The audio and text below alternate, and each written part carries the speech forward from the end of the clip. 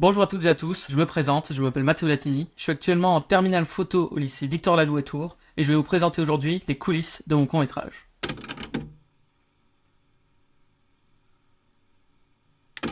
Tout commence en début de première. Nous avons pris connaissance que nous allions réaliser un projet pour le bac en totale liberté. Ça pouvait être de la photo, de la vidéo ou même de la musique, qu'importe. Un projet qui nous tient à cœur. Étant un cinéphile qui aime particulièrement les films d'horreur et à suspense, je me suis tourné vers la réalisation d'un court-métrage dans un thème thriller. Autrement dit, un court-métrage de suspense. Maintenant que je sais ce que je veux faire, il faut savoir comment le faire.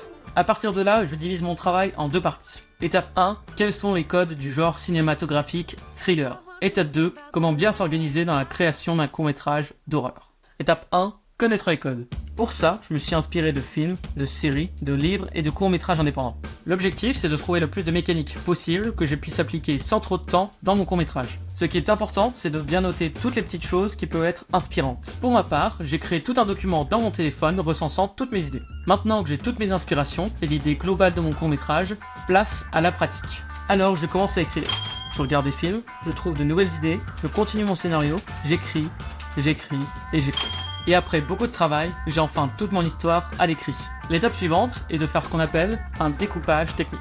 C'est un document qui permet de découper plan par plan tous les films. Cette étape représente un travail titanesque et demande énormément de temps. Mais c'est également ce travail qui va permettre de gagner énormément de temps pendant le tournage. Et après plusieurs jours de travail, le découpage technique est enfin terminé. Alors ça y est, le projet est enfin à l'écrit et voici le moment de le concrétiser. Étape numéro 2, l'organisation d'un court-métrage. J'ai fait beaucoup de recherches, que ce soit sur Instagram ou sur YouTube. Dans mes recherches, j'ai fait la découverte d'une chaîne YouTube qui a été un pilier majeur dans mon projet, Ludoc. Ludoc est un réalisateur français qui travaille essentiellement avec des créateurs de YouTube. Il a créé plusieurs vidéos sur ses conseils de réalisateur et dévoile dans l'une d'elles la création d'un manuel complet sur la vidéo. Alors, sans trop hésiter, je suis parti à la Fnac m'en dégoter un et j'ai été bluffé.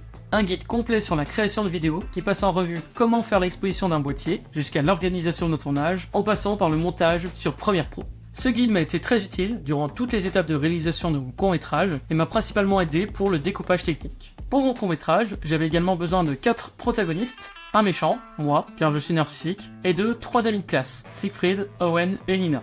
Malheureusement, la date du tournage ne convenait pas à Owen, il n'a donc pas pu participer au court-métrage. Il y a également mon père qui était caméraman et qui a ramené tout le matériel au lieu de tournage. La dernière étape est de trouver le lieu de tournage. En faisant beaucoup de recherches pour trouver un lieu abandonné, je suis tombé sur une petite villa abandonnée dans la ville de Poitiers. J'ai donc contacté la mairie pour demander des autorisations de tournage. Ils m'ont ensuite redirigé vers une association qui s'occupait de rénover la villa. Après avoir créé et envoyé un document expliquant mon projet à l'association, le directeur était très ouvert et heureux que mon projet se fasse dans leur villa. Et il m'explique qu'il me donnera les dossiers définissant les conditions générales très bientôt.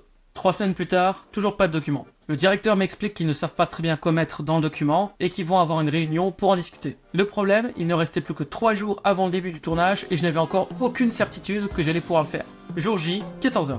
Le directeur nous fait signer le papier et nous fait visiter les différentes pièces que nous pouvons visiter. Et c'est une deuxième douche froide. Dans l'entièreté de la villa, seulement 3 pièces sont accessibles. Le problème, c'est que le scénario a été conçu pour que les personnages se déplacent dans 7 pièces différentes. Le directeur nous explique qu'ils avaient fait une visite de l'entièreté des pièces de la villa et qu'une semaine plus tard, la moitié des pièces se sont écroulées. Ce qui nous a clairement dissuadé de visiter toute autre pièce qui n'était pas autorisée. Alors le tournage pouvait commencer. Le directeur s'en va et nous commençons à préparer le matériel.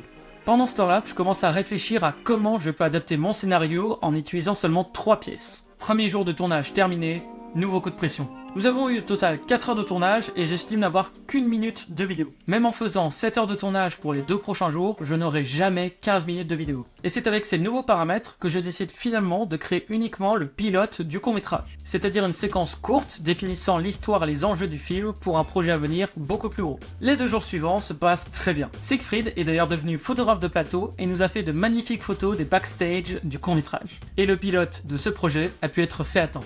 Et nous arrivons à la dernière étape de ce projet, le montage. Le court-métrage a été filmé dans un format que l'on appelle du log. C'est un format plus lourd en vidéo qui correspond à du RAW en photo. Et ceci afin de pouvoir faire de la colorimétrie sur le court-métrage. J'avais donc un fichier total de 100 Go. Vu que je n'ai pas un ordinateur très puissant, j'ai fait l'entièreté du montage au lycée. Ce qui a été le plus long, c'est de refaire l'ensemble du son. Cela veut dire que chaque son, mouvement ou respiration a été refait en post-production. C'est un travail qui lui aussi demande énormément de temps et surtout beaucoup de patience. Et après cela, plus qu'à rajouter tout ça au montage. Sans oublier bien sûr la musique qui va avec. Et enfin, la dernière pièce du puzzle, la création de mon père, un livre photo. Un livre avec toutes les photos du tournage, que ce soit celles de Siegfried ou les photos téléphones de mon père. Je remercie toutes les personnes qui m'ont aidé pour ce projet, et merci à vous d'avoir regardé cette vidéo, et je vous dis à la prochaine, ciao!